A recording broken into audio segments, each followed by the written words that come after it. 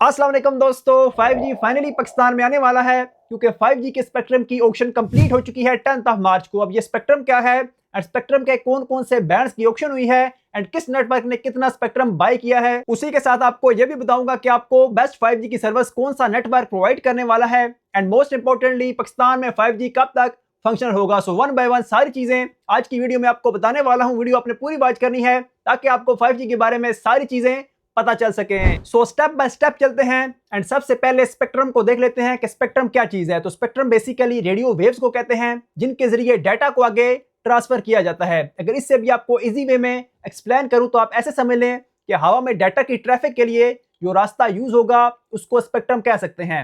And जितना रास्ता चौड़ा होगा यानी कि स्पेक्ट्रम का नंबर जितना हाई होगा उतनी ही आपको डाटा की स्पीड एंड सिग्नल्स बेहतर मिलेंगे। तो अब ऑक्शन में इस स्पेक्ट्रम को किस नेटवर्क ने कितना कितना बाय किया है, तो बेसिकली 3 नेटवर्क्स ने ऑक्शन में पार्टिसिपेट किया है। एक है जोंग, दूसरी जैज एंड तीसरी यूफोन। एंड जो यूफोन है उसमें आपको पीटीसीआर भी मिल जाता है एंड टेलीनार ओनिक वगैरह भी इसी में मर्ज है। तो बेसिकली ये जो यूफोन है ये काफी वाइडर नेटवर्क बन जाता है यूजर्स के हिसाब से। तो अब इस ऑक्शन में जो टोटल स्पेक्ट्रम सेल आउट हुआ है वो है 480 मेगाहर्ट्ज, जो कि तीनों नेटवर्क्स ने मिलाकर परचेज किया है, जिसका मतलब है कि अब हमारे पास जो नंबर है स्पेक्ट्रम का वो 3 गुना हो चुका है पहले के मुकाबले में। अगर इंटरेस्टिंगली पहले की बात करूं तो पहले ये नंबर काफी कम था, यानी कि 1997 के ऑक्शन से लेकर अभी तक हमारे पास जो स्पेक्ट्रम का नंबर चल रहा था सारे नेटवर्क्स का मिला के वो था सिर्फ 274 मेगाहर्ट्ज, जिसके मुकाबले में अगर आप बांग्लादेश को देखें तो उनके पास था 600 मेगाहर्ट्ज और इंडिया के पास 710 मेगाहर्ट्ज। तो हम काफी ज्यादा पीछे थे बाकी कंट्रीज की निस्बत। तो यही वजह थी कि हमारे पास जो इंटरनेट की स्पीड थी वो भी काफी कम आती थी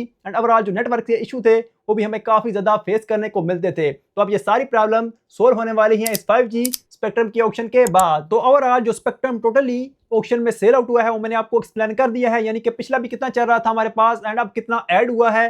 बाकी अब बात कर लेते हैं सिंगल नेटवर्क की कि किस नेटवर्क ने कितना कितना स्पेक्ट्रम बाय किया है, जिससे आपको भी समझने में आसानी रहेगी कि फ्यूचर में आपको कौन सा नेटवर्क बेटर सर्विस प्रोवाइड करेगा 5G की। तो सबसे पहले जैज को देख लेते हैं। तो जैज के पास जो पहले स्पेक्ट्रम मौजूद था वो था 94 मेगाहर्ट्ज एंड अब उन्होंने मजीद ऐड किया है 190 मेगाहर्ट्ज, यानी कि पहले के मुकाबले में 2 गुना उन्होंने मजीद अपने सिस्टम में ऐड किया है।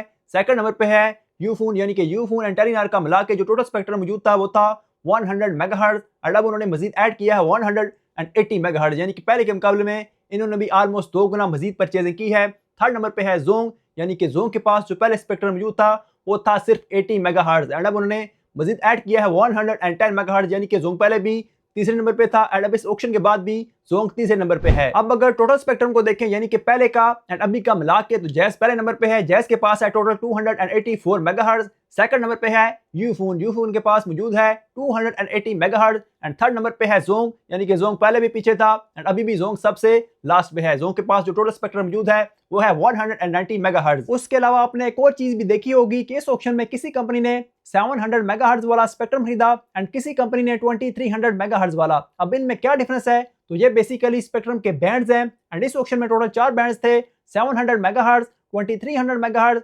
2600 मेगाहर्ट्ज एंड लास्ट वाला था 3500 मेगाहर्ट्ज। अब ये मेगाहर्ट्ज की फ्रीक्वेंसी जितनी ज्यादा होगी उतनी ज्यादा आपको नेटवर्क स्पीड या इंटरनेट स्पीड मिलने वाली है, लेकिन हाई फ्रीक्वेंसी बैंड का एक इशू ये भी होता है कि इसकी रेंज काफी कम होती है। इसके मुकाबले में अगर हम बात करें लो फ्रीक्वेंसी बैंड की तो उसमें आपको रेंज तो ज्यादा मिल जाती है लेकिन उसमें स्पीड हमें कम मिलती है। तो यही वजह होती है कि ओवरऑल जो मिडिल बैंड्स होते हैं जैसे कि 2300 मेगाहर्ट्ज हो गया या 2600 मेगाहर्ट्ज हो गया तो इनको ज्यादा प्रेफर किया जाता है क्योंकि इनकी वजह से जो रेंज में और स्पीड में ओवरऑल बैलेंस होता है वो बरकरार रहता है। अब जैज की अगर एग्जांपल लें तो जैज ने 2300 मेगाहर्ट्ज एंड 2600 मेगाहर्ट्ज वाले बैंड ज्यादा परचेज किए हैं, जिसकी वजह से जो जैज है वो आपको फ्यूचर में 5G की बेटर सर्विस प्रोवाइड करेगा दूर दराज के इलाकों में। इसके बरक्स जो यूफोन है उसने हाई फ्रिक्वेंसी बैंड ज्यादा परचेज किए हैं, यानी कि उसने सिटीज को फोकस करते हुए 3500 mAh वाला बैंड सबसे ज्यादा परचेज किया है। तो फ्यूचर में आपको यूफोन बड़ी सिटीज में बेटर सर्विस प्रोवाइड करेगा 5G की। सो स्पेक्ट्रम को देखते हुए आपको बेटर सर्विस प्रोवाइड करेगा सिटीज में यूफोन एंड दूर दराज के इलाकों में अगर आप बात करें देहात की